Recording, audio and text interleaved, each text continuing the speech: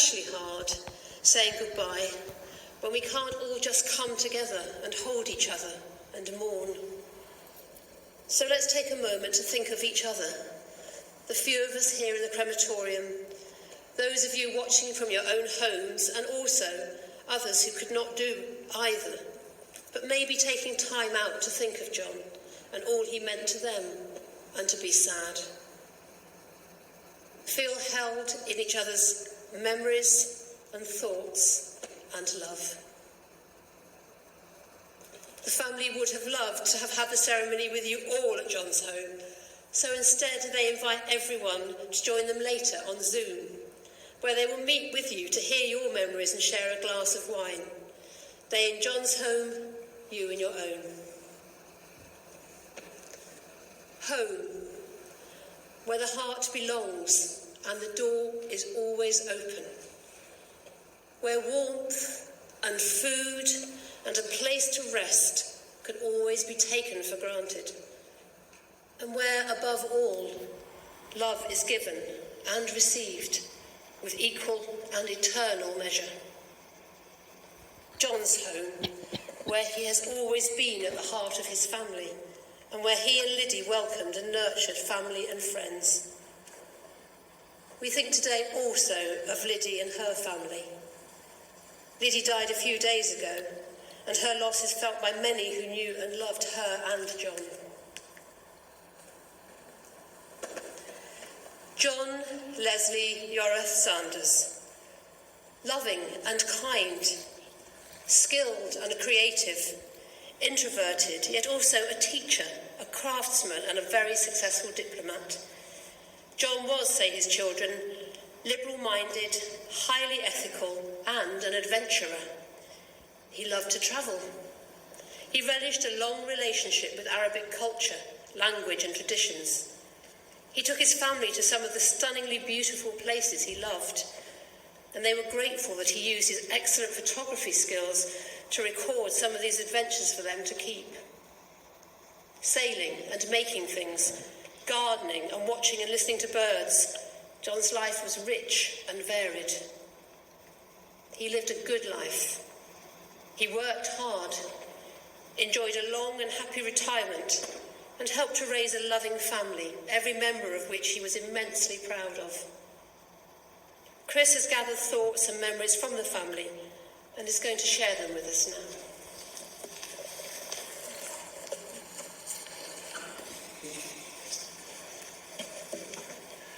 Thank you. Greetings. We'd like to thank everyone, wherever you are, for your support in joining us to say our very fond farewells to John, while remembering and thanking him for everything he contributed to the world and to all who knew him. Aged 92, John was one of the last of his generation in our extended family of many aunts and uncles, mothers and fathers.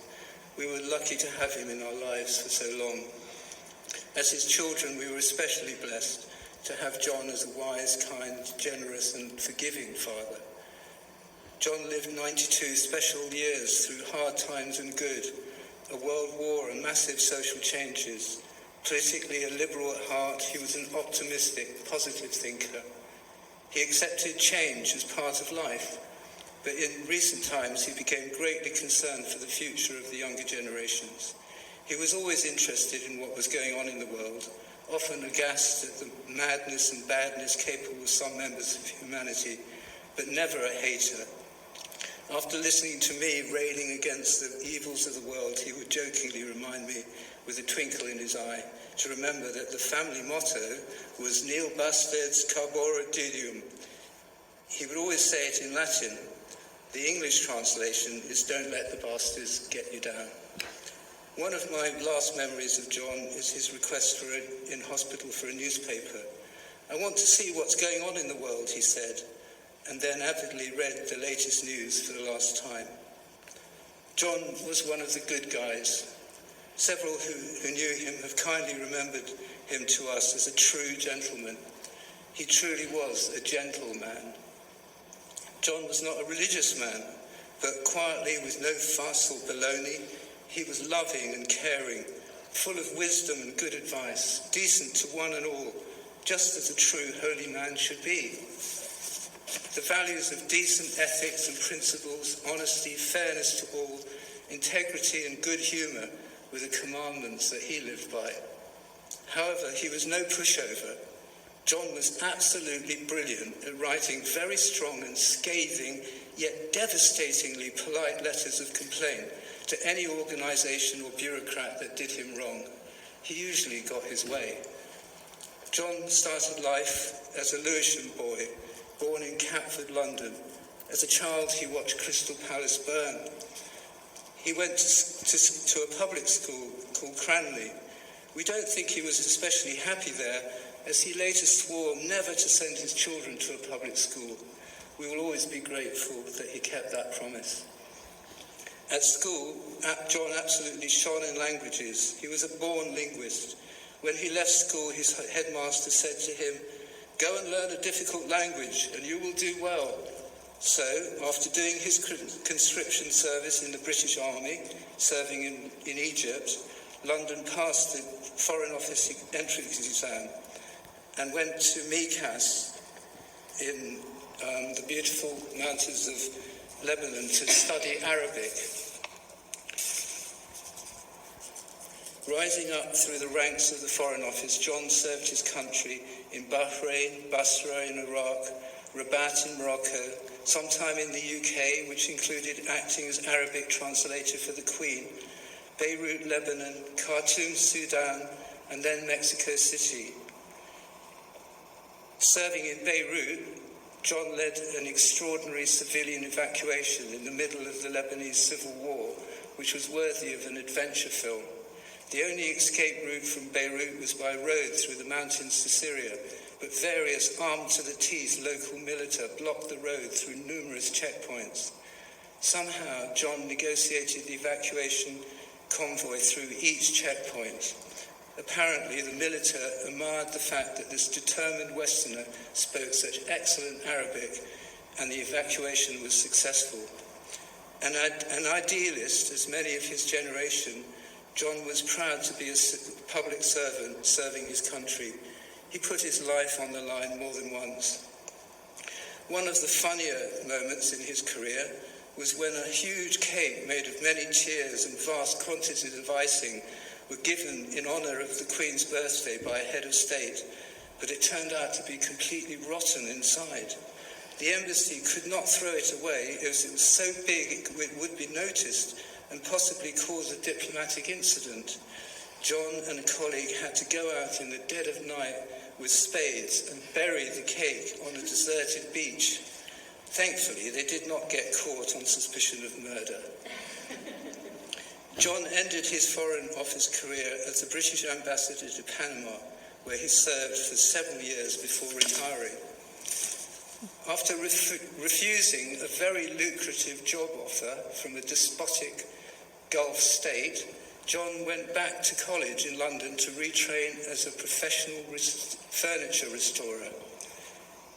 John and Bridget then lived happily in the Lake District near Coniston Water for many years, while John operated a small furniture restoring business. When Bridget started to suffer ill health made worse by the damp climate in the Lake District, they moved to Westwood Ho by the sea in Devon. It was their last home together.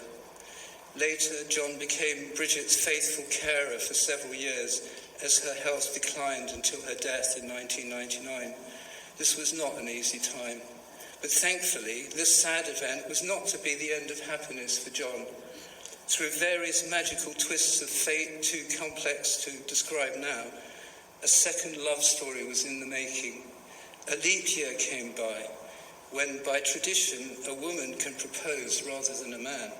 On Valentine's Day, the second great love of John's life, Liddy Taylor, wrote to John and proposed.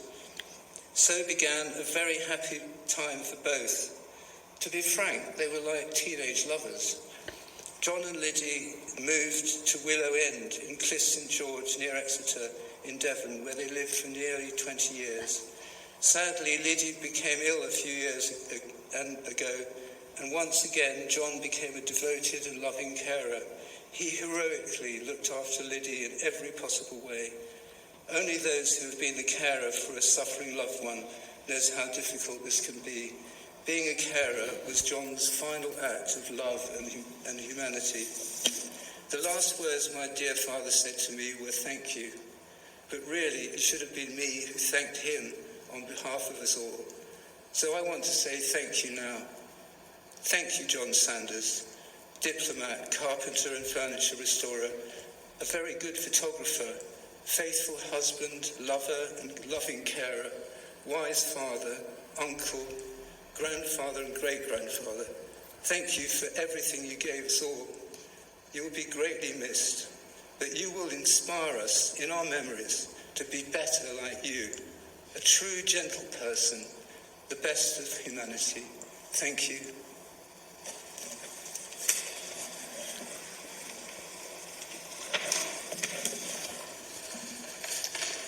Thank you, Chris. That was really lovely. A lot of work drawing memories of a wonderful career and a wonderful family man too. Chris and I were talking about the stages of grief, and something came to mind I just thought I'd share with you. When grief comes into our hearts, let there be tears, for they come from the innermost part of us and are the ultimate expression of love. Talking about love, what better example than Emily, John's granddaughter, who's going to sing for her grandfather from Tennyson's Crossing the Barn.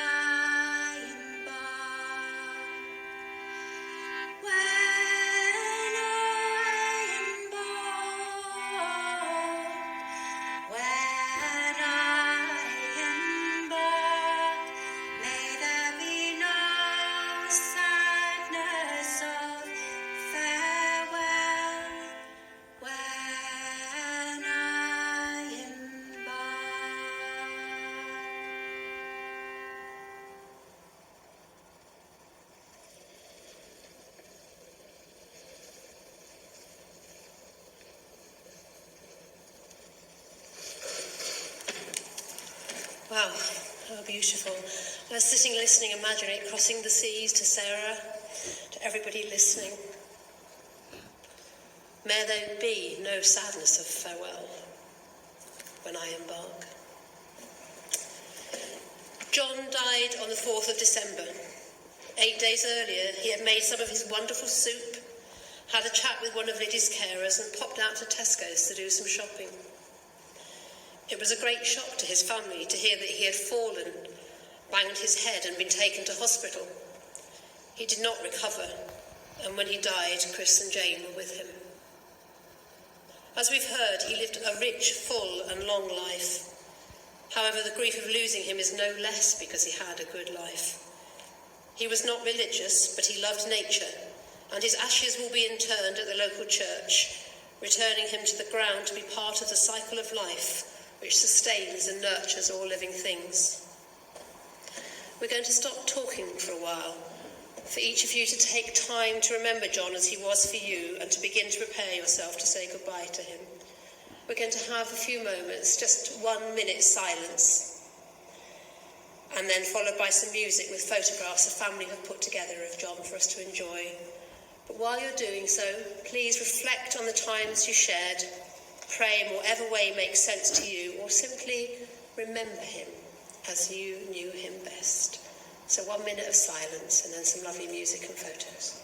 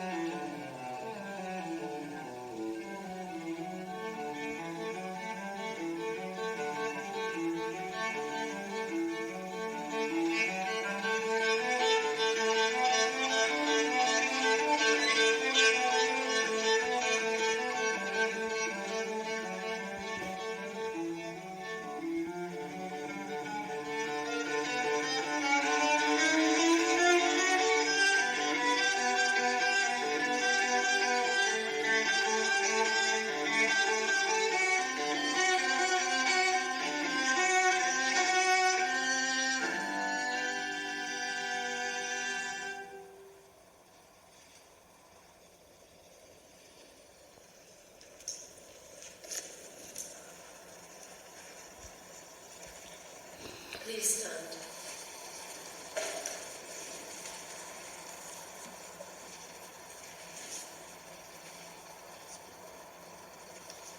We have now come to the time when we must say our farewells to John's loving and warm presence on the earth. It is a time to let him go. To everything there is a season, a time to be born and a time to die. We say goodbye to John and give thanks for his life. John, we thank you for all the love, the fun, the happiness and companionship you brought to us all, for the wonderful time spent with you, for the caring and experiences you have brought to our lives. The ripples of your love and life will continue to live on in us all. And now, with sadness in our hearts and inspiration for having known you, we let you go.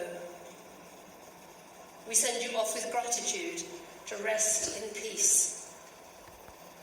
You take with you our love, and we will miss you always. Deep peace of the running wave to you. Deep peace of the flowing air to you. Deep peace of the quiet earth to you. Deep peace of the shining stars to you. And deep peace of the gentle night to you. Please sit down.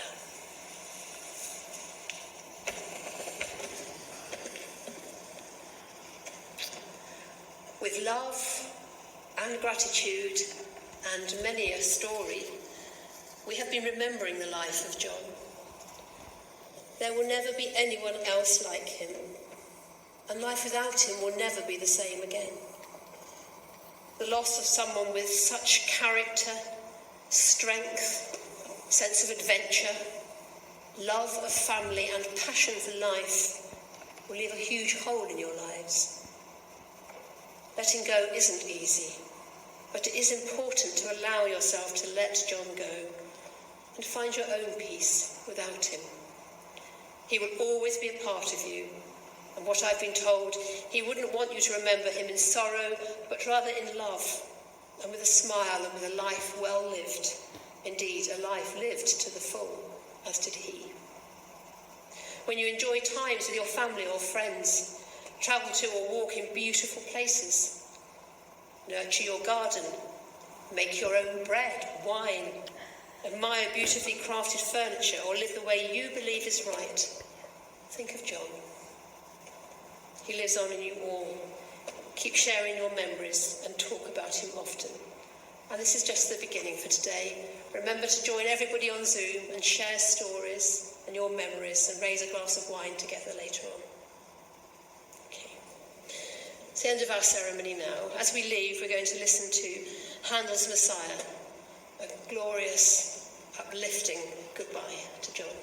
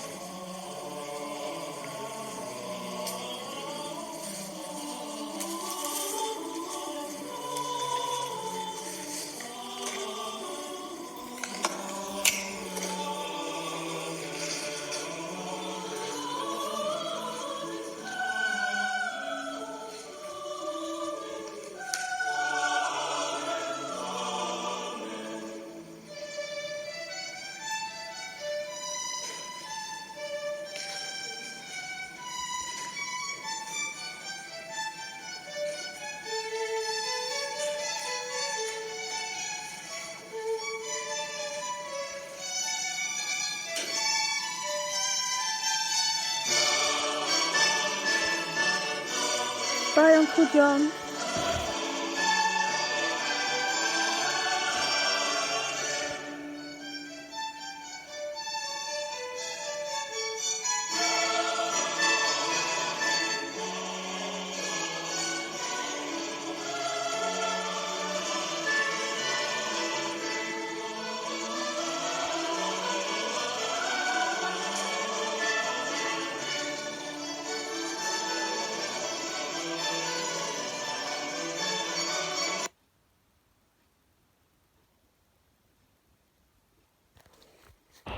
actually is of being about 7 years old. And it's the night that the Israelis came and bombed the airport in Beirut. So I'm in bed and I'm asleep and woken up by this boom, boom, boom, boom, sort of very darkened helicopter going right very close to my bedroom window. And obviously I sort of could pick up, it wasn't in the right place for me. And I went to find my dad. And there he was on the balcony, sitting on the balcony, looking out. And we could see where the airport, our house was quite close to the airport, and where the airport was being bombed. And I suppose what came to my mind as I sat with him was basically I was completely safe because I was with my daddy. And obviously, now I sort of think of it and think, well, what was he doing letting me sit up? But actually at the time it was like just this feeling he represented complete security for me. And so even though we were in this very, difficult situation, he gave me that feeling of I am totally safe. And obviously I had to kind of grow up and kind of get over that a little bit. And in his later years, he would talk to me about how sad he was about the world and for future generations and how he didn't feel, he felt very strongly about the world that he was leaving and felt for future generations. So we sort of changed those positions. But that's the memory that came to me. Okay. So, who would like to go next? I'm happy to go if anybody, that's okay. Peter, I'll just mute myself. Okay. Sorry I haven't got my screen on. I'm not at home. Our eldest, Catherine, has got COVID and we've been looking after the grandchildren today, so I just dropped them off and I thought I'd quickly get online while you're still here. So my memory of John was of Uncle John, and of all the aunts, most of them were a long way away, and we hardly ever saw them, and that included Uncle John in my earlier years. But later on, when they returned from Panama, they lived in Nibswade for some time, and we used to go to the lakes a lot, and we still do because we live here now. But we used to go and visit John and Bridget at their house. I think it was called Town Yeat, and he really gave me a strong sense of what an uncle should be, if that makes any sense. And I was probably in my early mid-20s, and he was really good, along with Bridget, of sort of giving us advice. I'm not sure if that's the right word, but certainly helping us to address issues that you couldn't discuss with your parents, type things. I don't know if that makes any sense at all. And one critical issue that came up that I recall, and there was many others, was when my father died, we had the issue of what to do with the Mavis, and they very quickly came up with a plan, which, as you probably all know, was to take the Mavis out of the water and have it restored and for it to go in a museum. And that was quite a big decision for us at the time, and it clearly was the right decision, and they really were the people that thought that through and made sure that it happened and that we would agree to it, and that was a really good thing. There were lots of others, and unfortunately I hadn't seen Uncle John for some years, but he did come and visit us in Eskdale. We bought a house in Eskdale in 2010, and he and Liddy came to see us there, and we spent the afternoon, and they sat in the garden and drank tea whilst the house was full of builders because we were having works done. And I recall that very well. We had a really good chat, and he talked about the area and he knew it well, And interestingly, the reason why we bought the house that we've got, called Brantraig in Eskdale, was that the owner at the time remembered meeting John and Bridget, and he said, "Oh, well, if you're a relation of them, the house is yours." And that was that. And that's the reason we got the house, which was great. So, yeah, it's a small world, and I've got a lot to thank Uncle John for, especially for being an uncle, if that makes sense. And Billy, that's what I wanted to say. Thank you, Janie. And thank you all. Yeah.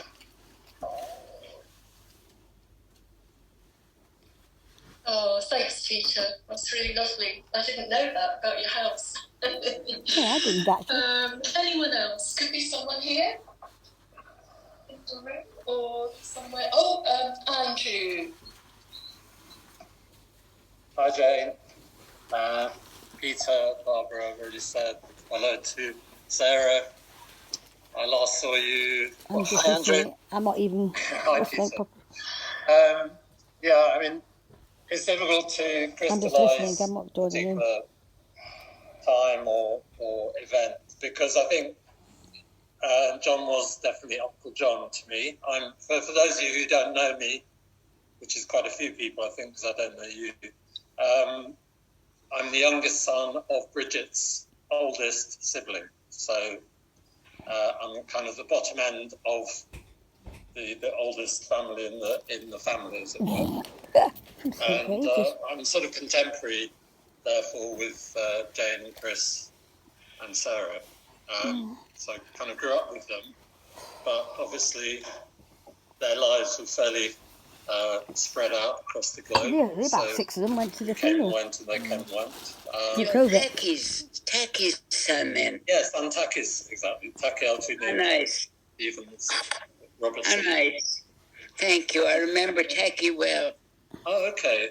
I'll catch up with you later. So I wanted to say, I'm kind of here on behalf of Roger as well, and Julia, who did attend the earlier link, as it were, did watch it. And yeah, I just wanted to sort of be here really to acknowledge the passing of John, one of the last, if not the last, of his generation in terms of the family. John was always a presence, a lot of the time in the background, but a lot of some time in the foreground. And I have very good, positive memories of him. First of all, for example, my mother, my sister Julia and I came out to Morocco in about 62. Oh, did you? Went to school with Chris, Sarah and possibly Jane. We were there for about 6 weeks, and they moved house while we were there. So John was kind of probably around more than he would have been, because I guess he was organising that. But I mean, it's one of the earliest big events in my life, was travelling there and spending time with the family. And, you know, as Jane was saying, he was always a very sort of steady presence in the background. Oh, I loved him to bits. And as Peter was saying, Uncle John was Uncle John. And there's no two ways about it. I think later on, I did have more contact with him when they were living in Nibswaite. Obviously, we were further away. We were in London. But we used to go up there pretty well every year, certainly in my teens. But I do remember a couple of conversations with him, one of which was quite early on, when we were renting half of Lake End, the other half from the Altunians. And it was one of those very wet summers. Like 3 weeks of playing Racing Demon or something, you know, that sort of thing. And there was a piano in our living room, and he used to play it really beautifully. I remember it. I am a bit of a musician, but perhaps not as accomplished as he was. But probably around about 12, 13, I remember having a conversation with him. He used to improvise on the piano. And that really captivated me. It amazed me. And on the other hand, I remember him saying something which kind of stuck in my mind, which he found music very hard to take sometimes, the emotion that it brought up in him, which I don't know if that surprises anyone, if anyone heard that from him. But for me, at the time, it was, music does have a very strong effect on me, but something really surprised me about that, and that was quite interesting. The other thing was later on, we were staying up, I think, probably with my mum in Nipswaite. I was probably in early 20s, and I was just coming out as being gay. And we were just chatting away about stuff. And I was a bit unclear about what I was going to do with my life. I was either at university or I was just about to go into journalism, which didn't last. And I was changing. I wanted to change the world, change myself. And I remember John was very sweet. He sort of said, well, why don't you think about the Foreign Office or the diplomatic service? Which at that point I was completely sort of anti-establishment, and I probably still am a little bit. But it kind of hit me between the eyes that he could see a place for somebody like me. Looking back, obviously, ironically, there were a lot of infamous gay spies and diplomats and so on. So maybe it was a calling I missed. I don't know. Anyway, but I want to thank John for saying that to me. It showed a degree of confidence in myself that he could sort of see through what I was going through at that time. So thank you, Uncle John. It's lovely to see everybody. That's it. And Javier, my husband, sends his love as well, by the way. Oh, thank you so much, Andrew, and love to Javier too. And those summers in the Lake District with you all in both halves of Lake End, that brings back a lot of memories. Yeah.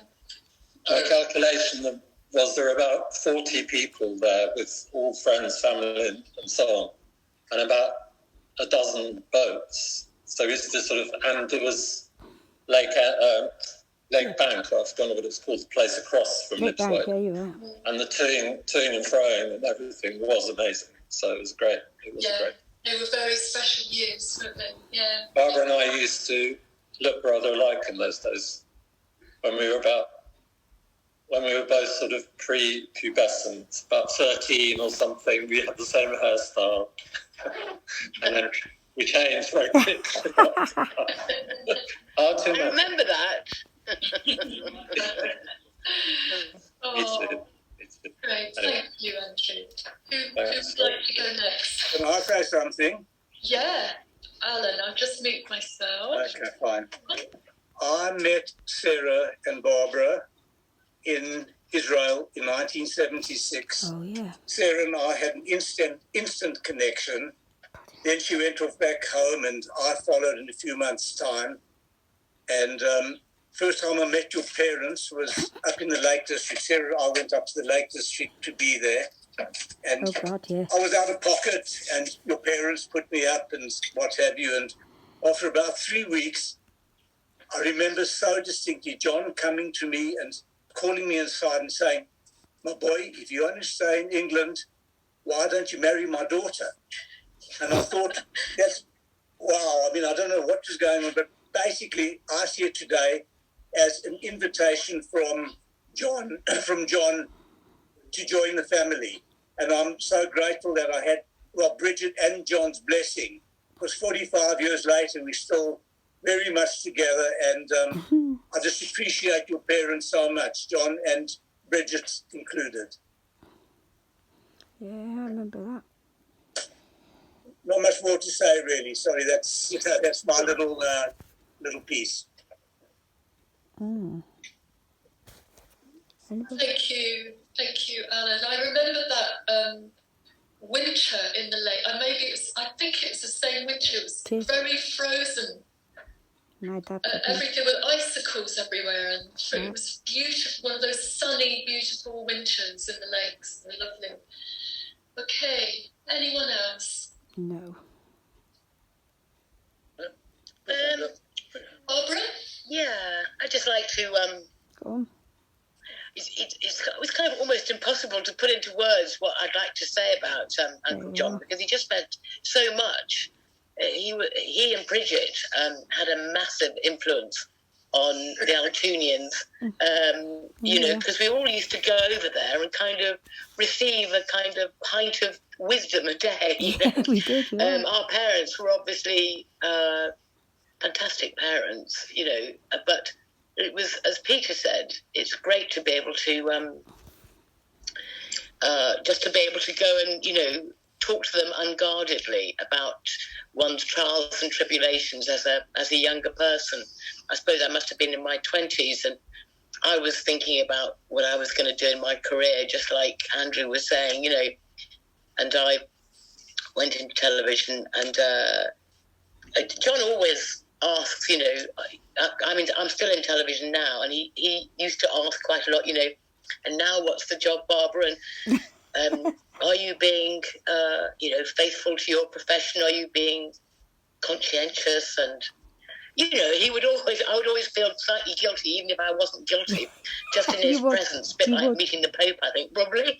But, you know, you always, you always feel that he can see right through you. Oh, yeah. There's one kind of very embarrassing story that I have to tell about Uncle John, which I don't think it gets discussed a lot, but it certainly happens in palliative care quite a lot. And that is that when Bridget died, we were obviously very upset, and because she had a huge influence on our lives. And when Uncle John started dating, as it were, Liddy, I have to admit that I was a bit sort of sniffy about this. I just thought this wasn't right for Bridget. It's a completely inappropriate behaviour. You know, it's nothing to do with me.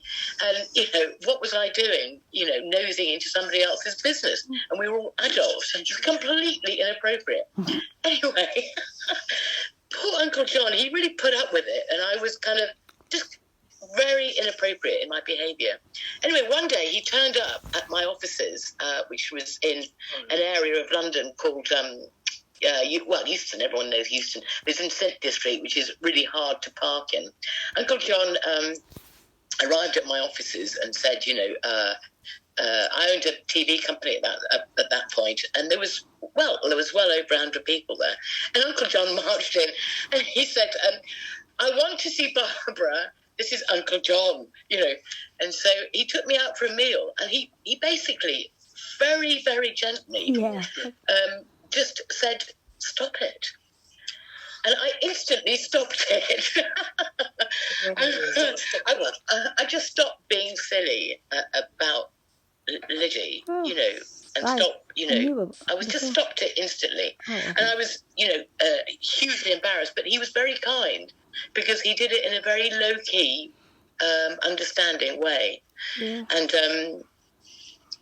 And it was very kind of him, because he continued a good relationship with me despite my appalling behaviour, and then very kindly agreed to have his life story recorded by me, which you've probably heard. I don't know if anyone's had a chance to listen to it, but it was quite an extensive recording. And he was, you know, he's very frank and revealing about his life, and I felt very privileged to record his life. There's a link with his family as well. Yeah, generations. He's our last uncle, so he is the last link to that generation. And my infernal questions, as he used to call them all the time, you know, when will you stop asking questions, Barbara? I won't be able to ask him anymore. But I can just look at Justin and be pleased. That's all from me.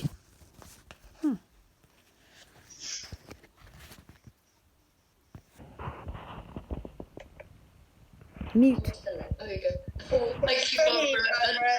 I see that you and Peter both say that about my dad, because I've always thought that about your parents. Yeah, I was going to say. Well, that, you know, you can speak. And I remember your mom, Hella, telling me this, that aunts are the most amazing things because they, you can say things, they understand the family and they understand all the ramifications which other people don't.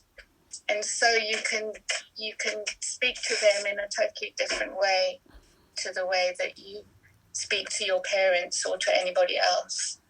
And I think cousins are a bit like that as well, maybe, that, there's a special relationship between cousins. And if you're lucky enough to spend enough time with them, which we did as kids. So, yeah. That's well, you know what they say about what it takes to bring up a child. It takes a village, not just parents. So uncles and aunts and cousins have got a very important role to play. Yeah. I'm just going to interrupt this. I'll join this cousin fest. I just wanted to say, in relation to what Sarah's saying, that to return a compliment to the Altinian branch, Hella was definitely someone I considered to be. She is the person I would have gone to and did go to and talk to a lot. I mean, she was very special to me. So I know this is about John, and thank you, John, for everything you did for me. But I do want to acknowledge Hella as well. Oh. And yet I was petrified of her as a child.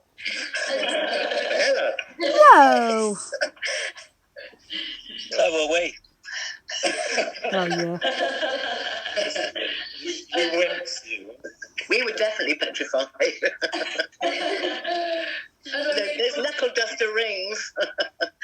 I wanted to thank Barbara for doing the recording, because actually it's only in the last few weeks that I've heard them, and I didn't know if I could. I didn't know it would feel too much to hear my father's voice and speaking, but it was incredible to hear it, and I'm incredibly grateful to you for doing that. It's very, very special, and I would recommend everybody to do their audio recordings before we get to forget all our memories. But I can see Erica here. Hello, Barbara. Hello. I'm so glad to meet this crew. Yes. Most of the time I'm trying to figure out who everybody is. I haven't found Sarah yet. Sarah is, there she's waving. That's Uncle John's second child. Do I have to go? Christopher. Well, I have to go to gallery then, don't I? Yes, that's a good idea. Oh, I've got gallery view, and then you can see more people. Oh, how do you do that? So Erica Dodge is somebody that Uncle John put me in touch with when I went travelling around the Middle East before I went to university. And Erica, although she can't remember it, I stayed in the AUB with their family, thanks to Uncle John. And then you stayed with whose family? Yours. My family wasn't there. They were, but anyway, and then I recorded Erica, her life story through the questions of her nephew, who was, and that was about a year ago, wasn't it, Erica? Something like that. Yeah. That was during COVID. So it was nice. But you stayed with us. Yeah. When we were away, Peter was in Amman, and I was, where was I? I don't remember. Never mind. It was a long time ago. Maybe I was in Amman with him. Erica, I remember your cinnamon butter toast that you used to make when me and Kika and Tessa were playing at your house, and terrifying chameleons and all the things we used to do. And yes, the cinnamon butter toast has always stayed with me. So it was always something I could make when there was nothing else in the house. Oh. But I spent the war years with you mostly, and I have a memory about John, which is a curious one, but it's one that's stuck. And those were during those war years when nobody was going anywhere. But we wanted a holiday. And John and Bridget were always game for a holiday, and we went off with them. And we couldn't find anywhere to stay till we finally found a beach house that said it was open. But when we got there, on the beach near Junee, it hadn't been opened in the winter, and it was in a most terrible mess and dusty. There was about an inch of dust everywhere. And we had to, before we could put out our sleeping bags and everything, we were all fully equipped, of course. But before we could do anything, we had to clean up the dust.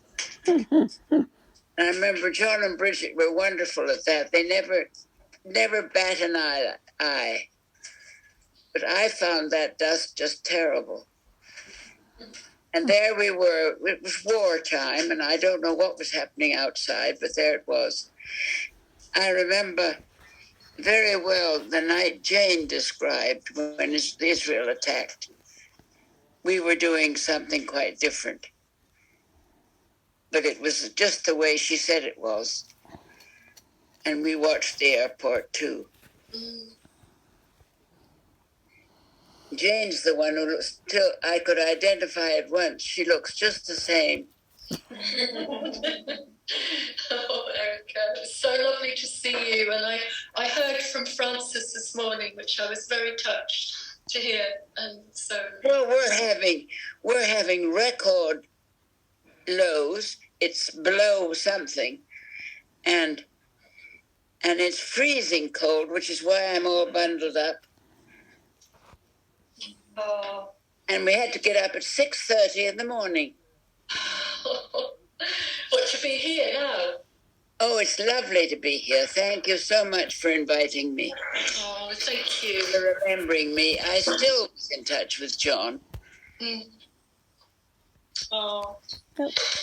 Likewise, thank you from me.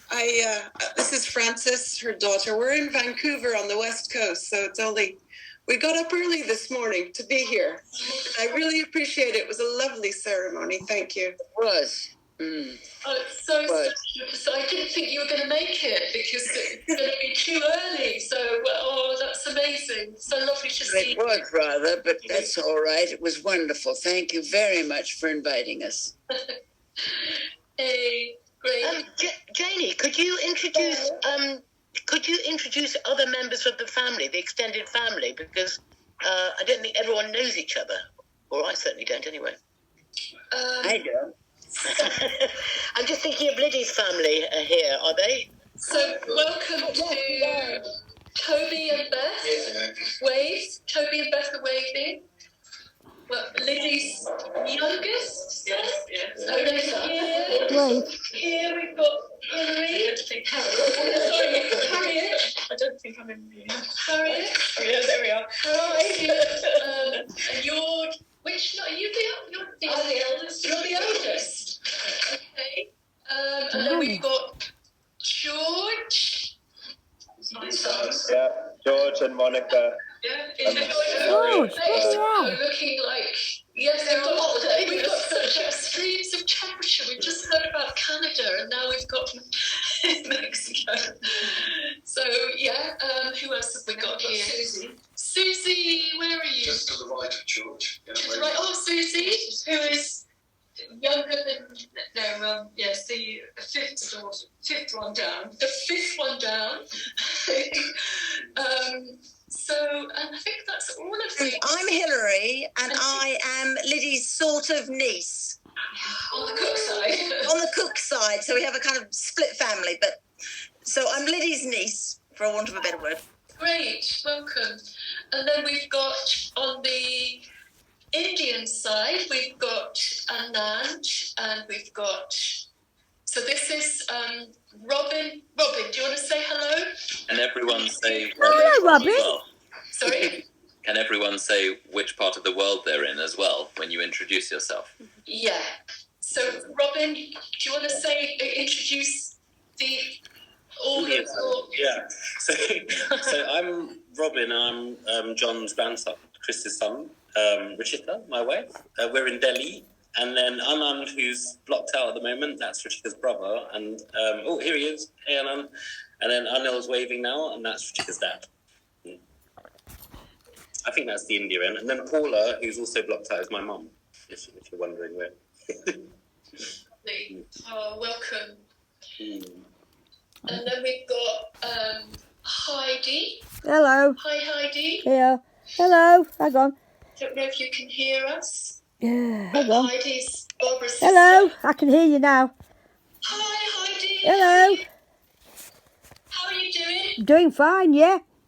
Can I just say, I remember you and your dad doing screen printing. Ooh. Do you remember doing that in the barn? Your dad made it. Your dad made it especially for you and me. And we made different screen printings. Oh, wow. Yeah, I remember that very well. Oh. Yeah. Thank you, Heidi. Okay. Yep. So, anyone else like to share a memory? Brenda. Yeah, I would. Oh, hang on. Wait. George. Okay, Brenda after George. George, welcome. Thank you. So, the first memories that I have of Bridget and John was going up to Westwood Ho and thinking it was such a treat to go in an indoor swimming pool that they had in the basement. Oh, yeah, I went in that. They were always so kind to let us go swimming. But I remember that it was some kind of magical place that they actually had a swimming pool in their house, that it was absolutely amazing. So that was my childhood memories of John and him being very, very nice to let us use the pool. But really what I wanted to share was just the later memories. And I'm sorry to introduce myself further. I'm Harriet's son and Liddy's grandson. So I really got to know John better once Liddy and John moved in together in St George, just outside Exeter, where my parents live. And just always having fond memories of going over to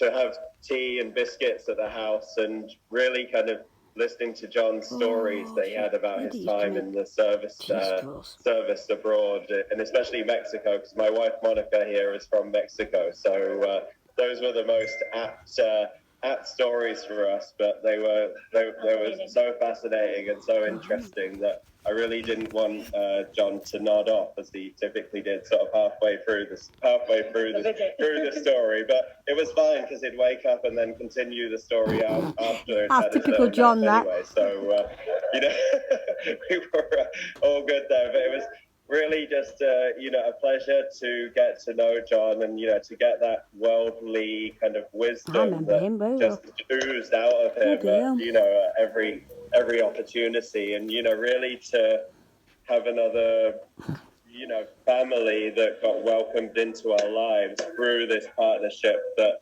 and love that happened between John and Liddy. I think they were just so lucky to have that and to have each other and to enjoy that time together. And as a result of their decision to do that, for us all to be together now, I think it's a really special thing that we should all cherish and you and enjoy, Grapes, that's the funniest. And continue you and the Grapes. Because that's what they would want to do. You and the Grapes. Coming back to a memory you thought they were plastic. Related to that is that I Monica remember that. and I went to South Africa in 2010 for the World Cup and stayed with Sarah and Alan and had a great time over there. Although it was a bit weird, funny introducing people as to how we actually were related. It was like, well, our grandparents are dating, or my grandparents dating Sarah's mum, or Alan's father-in-law is dating my grandmother. It was very confusing, but still it was a good time, and just that example of how we've really sort of been able to come together and having family and being able to share that bond together because of John and because of the type of person that he is and how he's imparted that onto his children, you know, and Jane, I don't think we ever got to meet, not that I remember anyway, but always having fun seeing you, Christopher, at Christmases, etc. when we were back there, and you know, getting to know you as well. So thank you, and definitely cheers to John, and you know, he definitely made our lives, and especially Liddy's life, extremely richer. George, where are you, if you don't mind me asking? We're in Tulum, Mexico. Oh, we're in Mexico, Sean. My family. We are in the Yucatan Peninsula, and it is 27 degrees, and it's really nice weather. Not to make you all jealous. Mexico, bloody hell. If you want, I'm George's wife, and I wanted to say that I was so grateful to John to always let us come over and be at his house to get to see Liddy and him, and to have my parents passed away quite a long time ago, and so did my dad, and so to have someone with that, like George said, worldly wisdom, who we can have our kids sit with, to just listen to his stories about his life and what he'd seen and how he'd experienced the world and how he'd seen it transform, you know, over the decades. No, Mexico, not was just something Mexico. that we don't have on my side of the family, which so it was such a blessing to have. And I'm just so grateful that he shared that part of his life with us. Oh, and one more thing, whenever I see a solar panel, and there are a lot of them. Solar panels, here we go, remember? Look at John's solar panels. If you ever... Proud solar panel owner and an espouser of solar energy. Oh, I remember telling us all about that. The first thing that comes to mind whenever I see one on any roof anywhere. Yes, and me too. Long may that continue. I've heard about you both from Liddy and from John, so it's nice to meet you. And if you ever fancy coming to cold Norway, you're very welcome. That's right, they're in Norway. Yeah. Oh. Right. Thank you, George. And Monica, lovely to meet you. And Brenda, you had something to share. Come on, Brenda. Welcome, Brenda. Come on, Brenda. Okay, can you hear me? Yes. Can you hear me now? Yeah. Okay. Yeah, good. Get on with it, Brenda. Thank you for inviting me to join you all today. John was a very special person, and we first met him when we arrived in Nibsweit in January 1985 to a dire and derelict house, but we were just blessed with John and Bridget next door to us.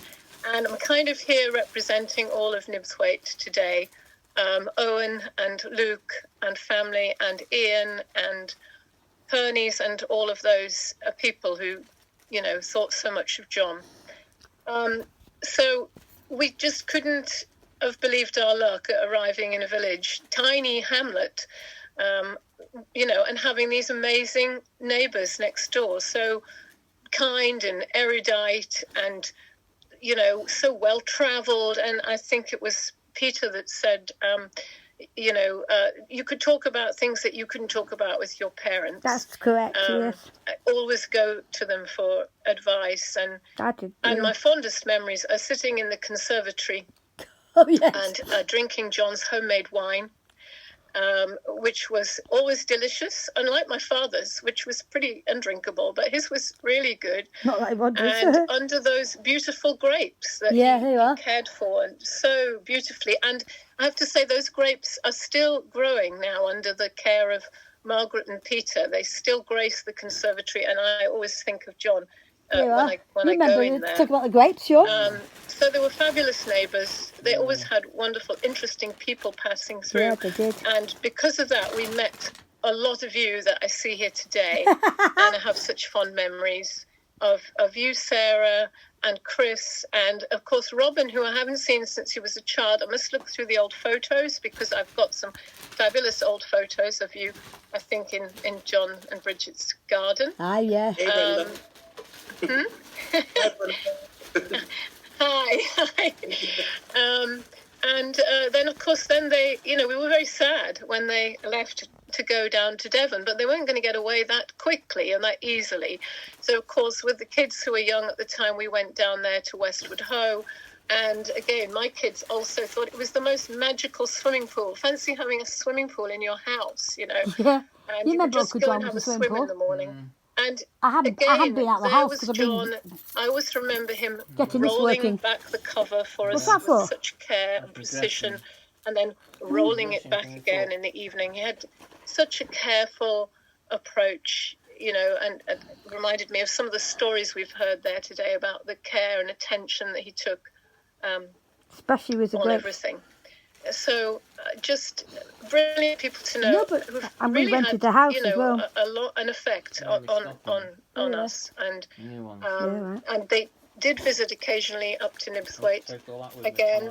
He and Liddy. It was lovely to see them again, and I had every hope that after COVID I might get back down to Devon and see him and meet him one more time. And sadly that was not to be. But it's lovely to meet all of you again today. One last thing, I've just been thinking this week about Desmond Tutu.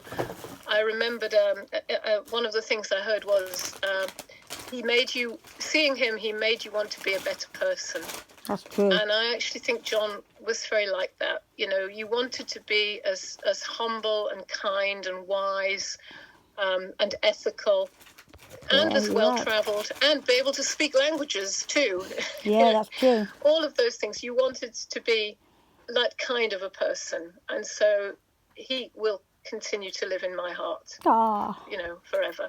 Yeah. So thank you. And thank you because I met all of you guys. And you're all yeah, you did. Just brilliant people in your own different ways. Yeah, we went to their house. Thanks a lot.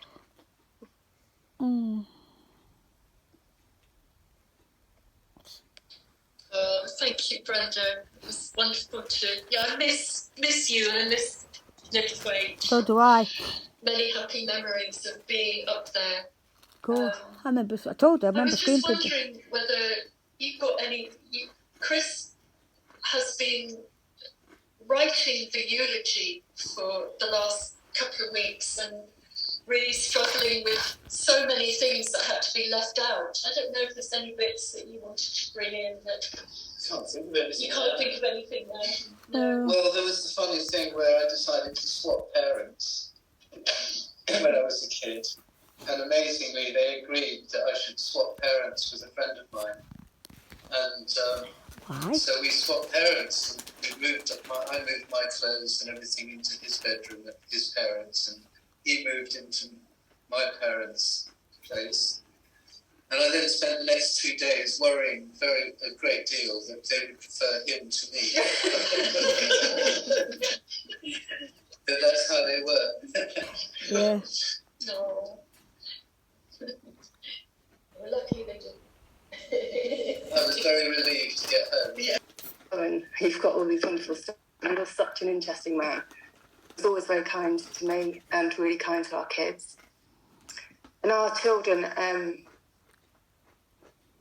they didn't. John's the only person that they knew Liddy with. We found out that I was pregnant just after Henry died. So he was a grandpa figure to them.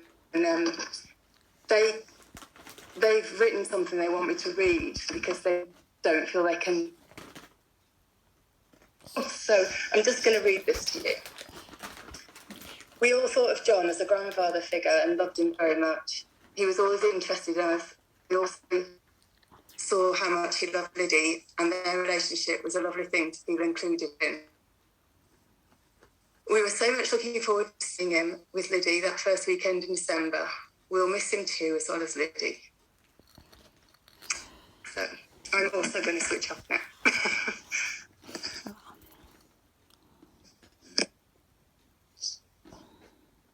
Hey, thank you so much, Toby and Beth. And yeah, I agree. There's been good bits of the last very sad time. It's been good getting to know you more.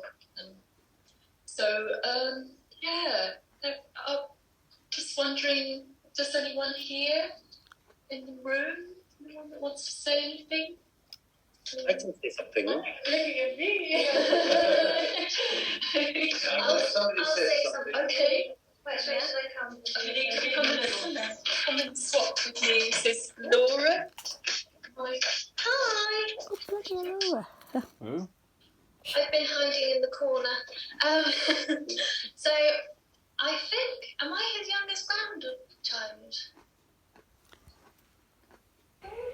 Yes. So I'm Grandpa John's youngest grandchild, and I think going back to being scared of people, I used to be absolutely terrified of Granny Bridget. And especially this one time where I spilled nail varnish on the carpet in the house in Devon. I don't remember the Lake District very much because I would have been a tiny baby when they sold it. But I do remember the house in Devon, and that place to me was a palace as a little girl. And the swimming pool was just the most amazing thing in the world. And my most annoying memory of Grandpa is I used to get so annoyed with him because he wouldn't let me swim after dinner. And he would make me wait until my food was gone down. But then all of the older cousins would go down and swim, and I would not be allowed to. And it used to drive me bonkers. So, but he was such an amazing grandpa. He was very wise, and I think he definitely made you want to be a better person in life. So I feel privileged to be his granddaughter. So, mwah. Oh, thank you, Laura. Come on, Jen. Oh. We could do a slideshow. Oh, God. That's the one that lives in Liverpool. I could say something, Jane. Yeah, let's do it. Or did somebody else want? Was somebody there going to say something? No. Ah, okay. Robin, will you please introduce your wife? Hi, I'm Ritika. Hello. Hi, Barbara. I would love to. Congratulations. Sorry? She said congratulations. Thank you. Rosie is saying congratulations on behalf of all the families, because we haven't met you yet, and Robin has failed to introduce you sufficiently. Sorry, Barbara. Aww. But Richika's quite good at introducing herself. Yes, I've heard so much about everybody, and I've heard so much about John. I had a chance to meet him once, quite briefly, and his goodbye to us was very sweet, and it had a sort of a finality to it, which I found a bit absurd at the moment, but I think he was just being a bit, Chris's son. what's the word? See, that's something I was really impressed that he had the ability to use the exact word for the exact situation. He talked to me about my profession. I'm a journalist. He was very interested in the happenings of India, the whole political scene, and there's so much going on in the world right now. And I was really impressed with him. And Robin's told me so many stories. I'm sure there's some he wants to share. And in his last days, I was really hoping he'd pull through. I was in touch with Chris, and we were praying so much. Because we are expecting. And I really wanted him to meet the kids whenever they come. But, yeah. Yeah. It was a shame. Yeah. That's marvellous. When are you due? April. Barbara, are you a twin? I'm a twin. I've got a twin brother called Martin, who is not half as nice as me. We are having twins, and you are the only twin connection in the whole family tree on my side and his side. Oh, wow. That is so marvellous. Really, really good. Are they same sex, or do you know? No. We don't know. We don't know the gender in India. We're not allowed to find out, but they are non-identical. And Robin had shared the pictures of the scan with John on email. But I think this is something so new now these days, because people don't expect the kind of scans you get to see in this Asian time. So it just looked something out of Hubble telescope. Well, it's lovely being a twin. I can recommend it. Yeah? Yeah, definitely. I'll talk to you about that. Yes, please. You go ahead. Yeah, what was I going to say? I was going to talk about the twinkle in Grandpa's eye. I people often talk about twinkles in people's eyes, but I swear to God, Grandpa had this twinkle when he'd tell a joke that I've never seen anybody else, and it's one of the things that pops into my head whenever I think of him. He was a funny guy. But the other thing I really remember and pops into my head a lot is Grandpa's attitude to the simple things in life. And I think a few people have sort of spoken a little bit about this. But every single time I slice a loaf of bread, and I'm thinking here about what Matt said about doing the laundry, every single time I slice a loaf of bread, I think of Grandpa. Yeah. Because I'm a very impatient person. I'm not a careful person. I'm not the kind of person that spends, like, a long time doing things. And I remember him watching me destroy one of his homemade loaves of bread once. And just sitting me down and just saying, look, this is how you slice a loaf of bread. And it seems like a really small, insignificant little thing, but actually it was a kind of big life lesson for me. And it's one of the things that actually taught me how to approach certain things in life with a bit of patience and see the value in the simple things and doing things slowly, and it stuck with me. A funny one, when I turned 18, I called him Grandpa, and he said, don't you think you're a bit old for that? Can't you call me John? So I was banned from calling him Grandpa from the age of 18, which I thought was quite funny. But yeah, that's it really. Amazing man, and echoing what a lot of other people said. Amazing mixture of being so simple and yet so complicated, and so able to slice through the complexities in the world to find the really, really simple bits. Yeah, very privileged, like Laura said, to have had him in our lives, I think.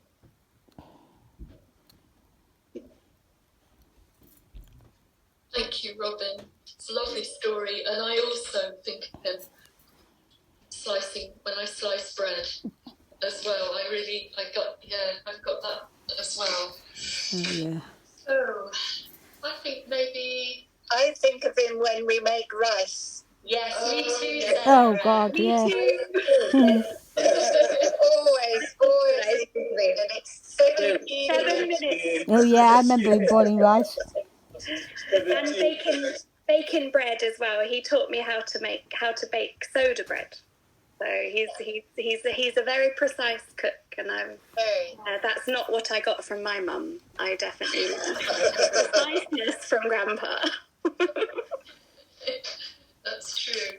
Remember, Grandpa used to make us not open the Christmas presents until after dinner, which I thought was cruel. I do that now to my kids when we're in England. I'm passing it on. Yeah. Yes, you're right. Oh. He never told me to not stop calling him Grandpa, Robin. I know. I think it was a boy thing. Did you get a boy thing? Yeah. I remember he sent me a letter saying that too. Really? And I might have just ignored it. Oh. Robin, he told me that I wasn't allowed to call him Uncle John anymore, and I said, don't be ridiculous. Carried on. Obviously.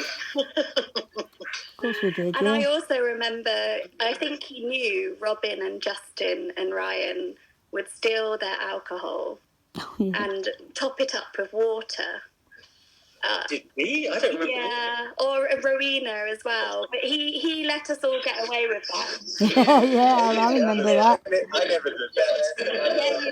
Yeah, you did. Yeah, sadly, we don't have as many of the special memories that the rest of the cousins have, being so far away in South Africa.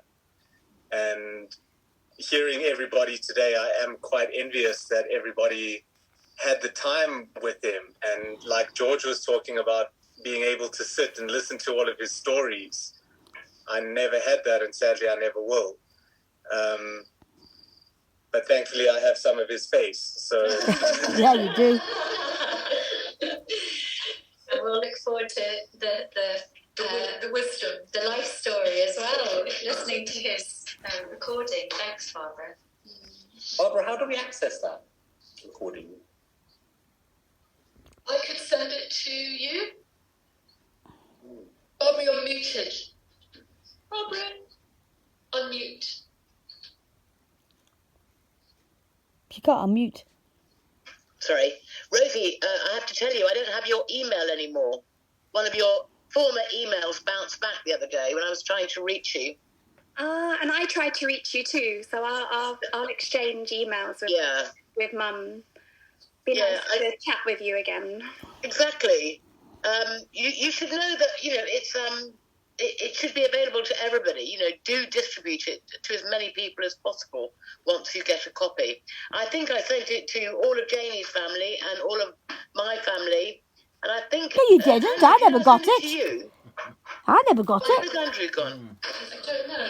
But I've got it. We've got it. So anybody wants a copy? Definitely send it to Asadur and Rahel and everybody really. Yeah. It's meant to be what it is. But also talking about familiar, like with Justin looking so like I know. Older, younger grandpa. I think Oog and Peter look like grandpa too. I can see it right now in them. Oh, Oog. Barbara talking to Oog. Good to see you, Oog. I know how fond he was of you and you all. Anybody else want to share anything before we finish? I would Emily? Just that, because Barbara, you said that I should ask Grandpa about his life and try and get some other bits, because he was and I just thought I'd share. I did have rung him up a few times over the last few years to get a few more, to just ask him a little bit about his life. And one, actually, I had a lovely conversation with him in this room, and I said, if there was a place that you would return to out of all the places you've been, where would it be? And he said that he loved Panama, and it was such a beautiful country. And he told me a memory of a day, and I'm sorry because he would have told it very precisely and I don't remember all the details, but there was a day when him and Granny were told about this big event of birds coming to fly over Panama, and they went up into the hills and took a picnic, and they lay on their picnic rug and for hours just watched these huge flight of birds of prey coming over. And he loved Panama, and I was really pleased to hear that memory. And he also, the last time I spoke to him, he told me about the day that he proposed to Granny, and he told me very quietly. I was holding the receiver really close because I was trying to make out everything he was saying, but he was just told me not much about it, but it was this temple in Syria that I think Chris knows the name of, perhaps. Yes, I can't pronounce it. Cinnamon. It's where this saint sat on top of a 60-foot pillar for over 30 years to be near a god. And it was an amazing church near Aleppo in Syria. It was actually built on top of a previous ancient temple. I think that might be Saint Simon.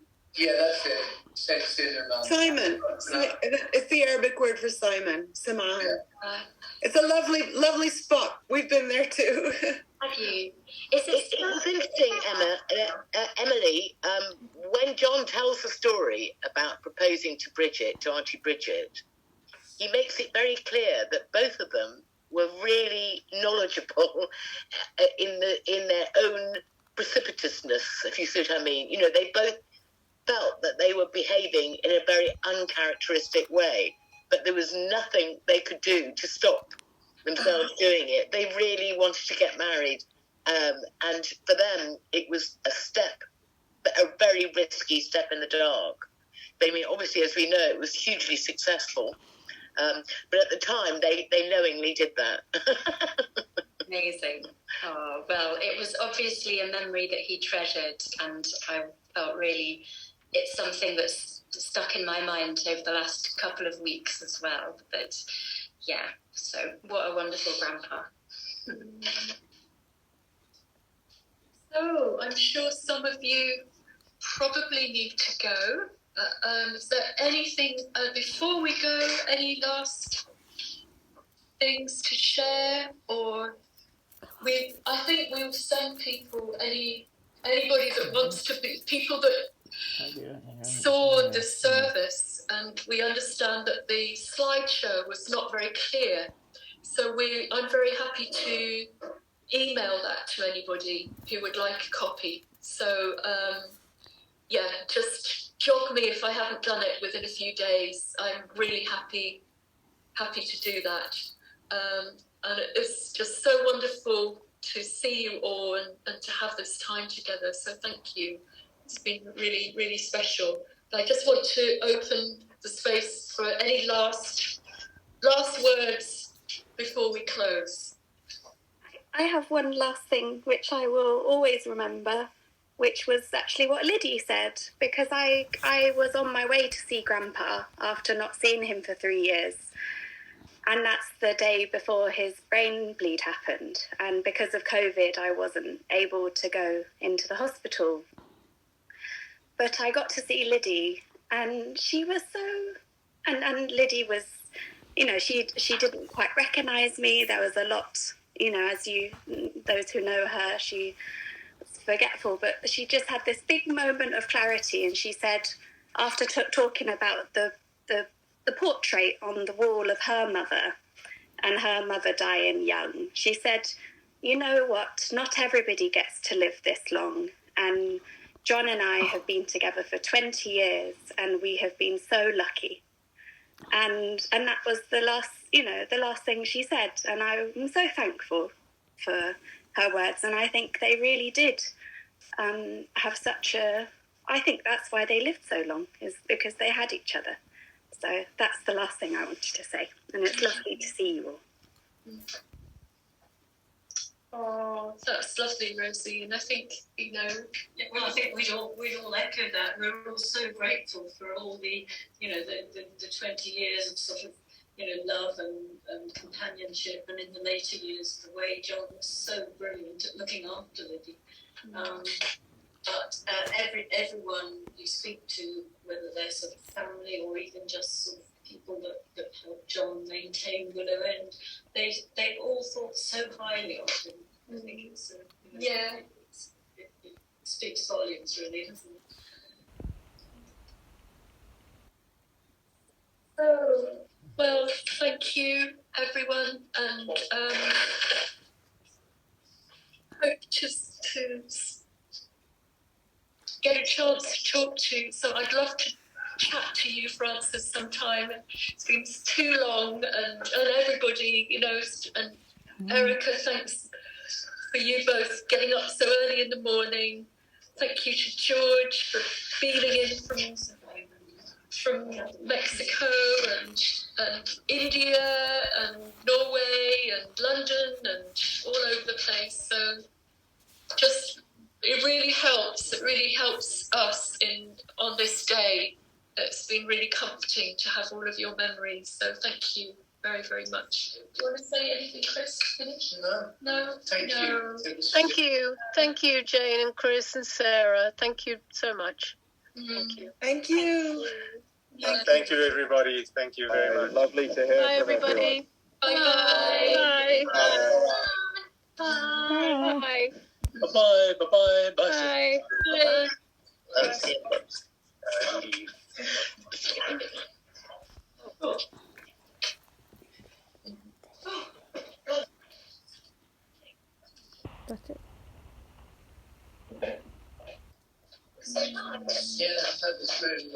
I think the live stream, it was really, it worked, I think.